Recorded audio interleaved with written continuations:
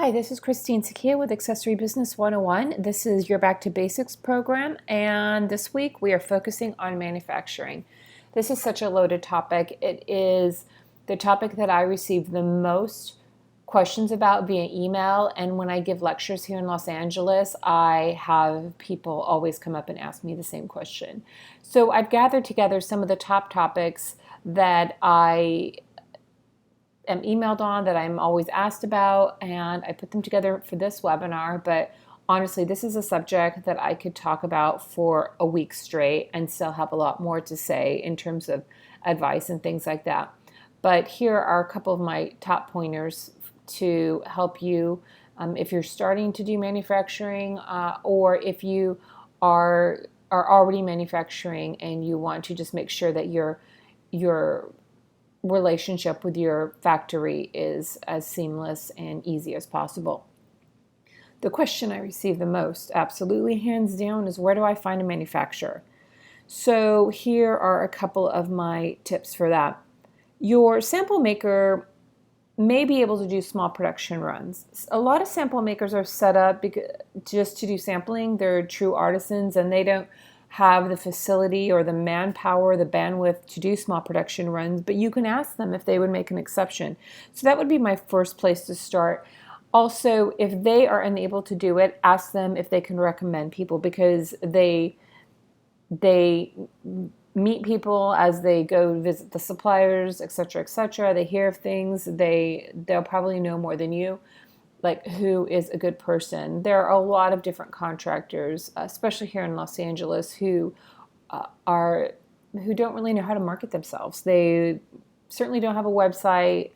They may have a fax machine, but they're not out there actively marketing themselves. So it's really a word of mouth business. Also, ask your suppliers if they can recommend manufacturers. Here in LA, when I go visit one of the leather houses that I frequent, I know that they have a stack of business cards of contractors who are looking for new business and or who want more work. So that's another place that you can ask. Check the supplier websites, such as the Hong Kong Trade Development Council or hktdc.com or Alibaba for Asia, or Makers Row in the US, and look on those websites for manufacturing for the category that you are interested in.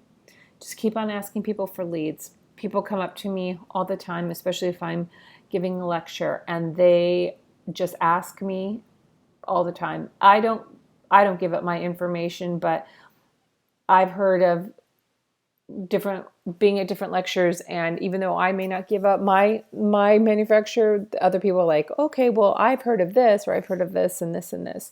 So that's something, just be open to asking, and people will share the information. Trade shows. Magic has a sourcing section where they have factories. APLF in Hong Kong also. If you go to Italy for leather, Linea Pelle is another trade show where you can look for local manufacturing. And it's critical to know which countries really excel in which category. I've done a lot of work in the Philippines, and there is amazing straw and a lot of indigenous materials that are specific to the Philippines.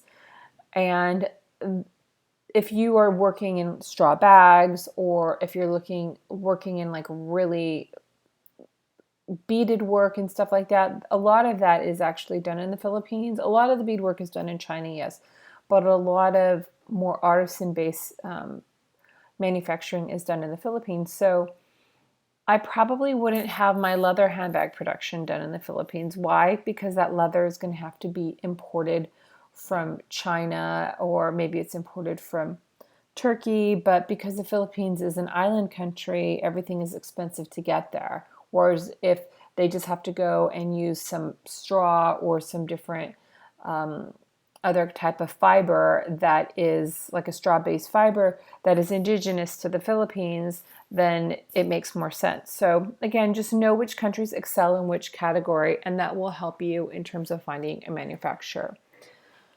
So a couple of my tips for manufacturing one-on-one. Asia works best with copies, so I really recommend that they have a sample of the product with them. So If you have a sample maker make up your, let's just say a belt here in the United States, then send that to them in China just so they have a sample of it. And a belt seems pretty easy, but maybe you're doing some intricate braiding or something like that on your belt. That's really where China excels. They can take an item and they can tear it apart and build it back together because they really want to study it.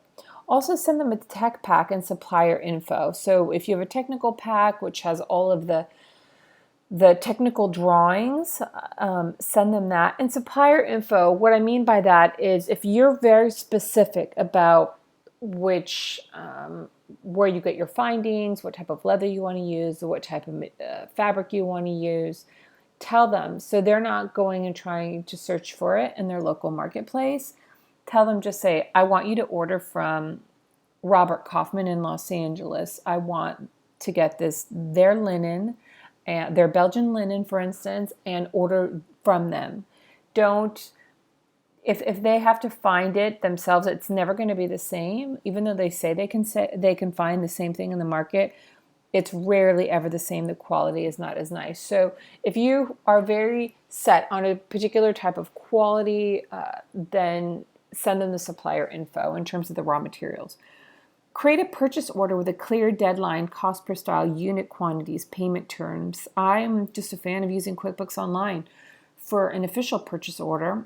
And your official purchase order would have your company name, their company name. It would say the date the order is supposed to be shipped by. It would have clear payment terms like 30% deposit, 70% upon balance of shipment, and any discounts or anything. And then it says like 30 units of style 1, 2, 3, 4, 5, black, and then the unit price, just so it's very clear. Don't send it to them in an email. They want something official. China and many of these countries, they need official documents, and they're real sticklers for it. If you want to then send another sheet that has pictures or more detailed information, you can send it through your tech pack, or you can just create an Excel sheet with pictures and more detailed information. Honestly, for big companies, I would send an official purchase order. I'd send an Excel sheet with some pictures and more detailed information, and I would also send a tech pack just to make sure all my bases were covered. Consider using an inspector for overseas suppliers. So there's a lot of different third-party inspection companies out there. I've talked about them before. They are well worth their money, a couple $100, and you really have peace of mind. You can get like a 30 to 50 page PDF report with pictures with very, very specific details about your order, and it just really gives you peace of mind. Interview your factories and see, when choosing a factory, interview them. See if they can do your production and pay attention to their response time. So it's not just a question of, can I find somebody to do this, to make my product? It's a question of, are they going to do a good job? Do they want to work with me? And sometimes it can be frustrating when you're a new company and you're really looking for a partner. But there are people out there. It's just a question of you finding them, and that's the tricky part.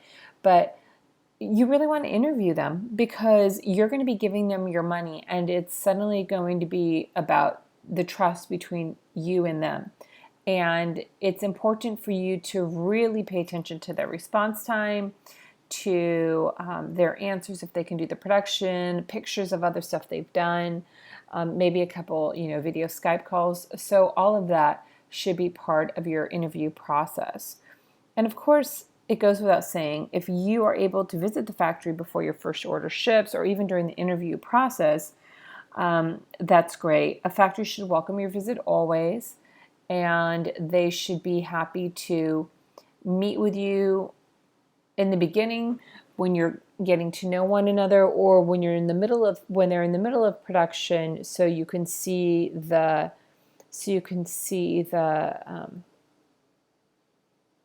how much work that they've done and how the product looks like, or even at the end before your first order ships. Any of those times is a good time to visit the factory. If you're doing local production, then that's great. You're able to like pop in every week, every other week to see how the production is going. But if your factory's overseas, really consider taking a visit. Obviously, have constant communication with your factories. I communicate with my factories every single day on various projects. And if you can do maybe like a weekly video call where they, through Skype or whatever, and they show you what they're working on, that's great. It just ensures that you're getting what you ask for and they're doing the job correctly. And one tip that a lot of new designers don't know is if you're working with a new factory, ask for a PPS or a pre-production sample before production starts. So they should make up a pre-production sample for you, or maybe a couple if your designs are challenging, and they should send that to you for you to approve. And that should be the basis of all production. So you could certainly ask for a PPS from the factory. I threw this picture in here because this is a picture of some handbag production I was working on, and you can see here that the tannery sent the wrong leather, and you can see how it was made totally incorrectly. And we didn't go through on production on this, but the factory noticed it, and they made up one, and then they sent it to us. But this is just like a classic example of number one, a supplier making a huge mistake. Number two, it was a great save by the factory because they were aware of that it was the wrong leather, and they were aware of that because they had made, I think we had made the sample here in Los Angeles, but they had a copy of it, and so they were able to just give us a heads up about the problem. And this seems like a pretty obvious one, but you'd be surprised because sometimes the offices for the factories are not in the same building as the factories. So it's just great for you to have that constant communication to know when things are not coming in correctly, especially if they're using specific suppliers or there's damage to the raw materials, etc. So a couple ways to avoid some production snafus. Provide a list of vendors for them to order from. So if you're using zippers, tell them to contact YKK and only order like the ABC style zipper, which is a totally made up style. You can also ask to see the purchase order from the factory or submit a PO on behalf of the factory and tell them to do a pickup. So what I mean by this is if you tell the factory to use the YKK ABC style zipper, ask to see the purchase order that they sent to YKK to make sure that you're really getting it and they're not using another brand, or maybe they have like a list of suppliers they like to use, but you're adamant that it needs to be the YKK ABC zipper. Ask them to see the PO to make sure that they really did order from them, because once something's already assembled, you can't really go back. Or you can submit a purchase order on behalf of the factory and tell them to do pickup. So what that would look like is it shows you as doing the order and you're sending it to the YKK the YKK company, and then you can put on the PO somewhere on behalf of your factory. And what you can do is you can pay for that raw material yourself and deduct it off the cost of your purchase order, or you can just do the order and then pass it along to the factory and say, I already ordered these from you, from my specific vendor. You may go ahead and pay for it, and you may go ahead and pick it up. So that's actually a very common thing to do if you are working with your own set of vendors. Consider doing the inline inspection that I mentioned with a third-party inspection team. An inline inspection is generally when they're halfway through the production, so you know that the goods are being done correctly, and it just gives you a snapshot of what is being worked on in the factory. If you do a final inspection, that's usually when the goods are already packed and they're in their boxes ready to go. And a final inspection, they're really looking at the box markings, they're looking at the way the items are packed in the poly bag, how they're tagged, etc. it may seem silly to do a final inspection because you really want to make sure the product looks exactly the way you want it to. But with the different companies throughout the world being so specific on box sizes and box markings, etc., as it goes into the distribution centers and the warehouses at the final destination, having a final inspection is really important because you can get dinged if boxes aren't the right size and if the boxes aren't labeled correctly. Visit personally your factory or hire a local person to visit the factory often on your behalf. You'd be surprised, especially in China, there are a lot of people who can be hired for a very fair wage. I'm not talking, a couple $1,000s a month. I'm talking maybe, a couple $100s a month, but they're really working on behalf of you. Of course, you're not their main income, but they could certainly go to the factory and keep an eye on them, meet with them, that kind of stuff. When I had my handbag company, we had an employee who worked on our behalf and who lived in Shenzhen, and she would visit the factory often and alert us to any problems, and it was great to have somebody's like eyes and ears there. Consider opening a letter of credit with a condition that if production doesn't pass inspection, factory won't get paid. This might be for some companies that are a little bit bigger, but just so everybody was aware of this, I thought I'd mention this. A letter of credit is basically when you open production for a purchase order, and if the factory will take the letter of credit to the bank and they're able to get a credit line. So I'm not sure what if you with your business account could apply for a letter of credit or if you have to work with like a specific company that does the letter of credits, but the big factories will accept letters of credit, and it's, I think, a great way for you to protect yourself, your company to protect themselves, because it says very clearly in the letter of credit that if the production order does not pass inspection, the factory won't get paid.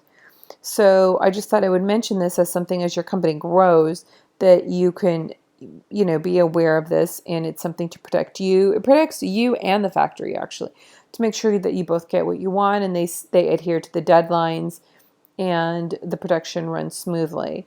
And because letters of credit can be a little bit complicated, I always found that ultimately production ran really smoothly because the factory was very aware that they had to perform at a certain level, and they weren't getting sloppy in any way, shape, or form because they had an LC on the line.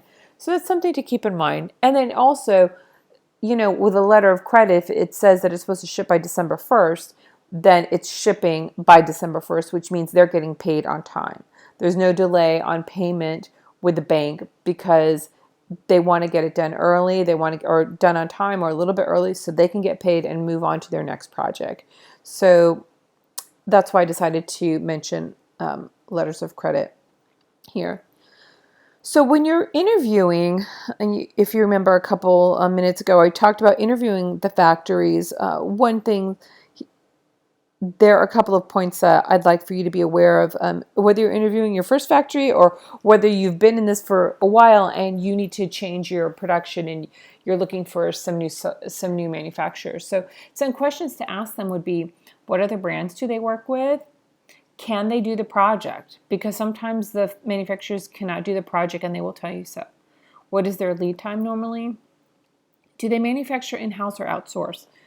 A lot of these factories, even local production, sometimes they get busy and they have a local contractor or another contractor come in and finish the project, which I never liked because it's like a third party who doesn't really know what they're doing, doesn't know what my expectations, what my quality level was like, and they started working on it. So I only advocate dealing with a manufacturer who works in-house. Ask to see examples of their past production. And obviously, what are their minimums? What is their maximum? Can they scale with your company growth? This is kind of maybe the least important question, but you want to know that if you're going to embark on a relationship with a factory, if they can grow with you. Because if they're not, like what if you get an order, for 5,000 units 8,000 units and you know your little factory can't do it, you need to have a plan B, because when those orders come in, the big orders come in, the buyers want to know right away.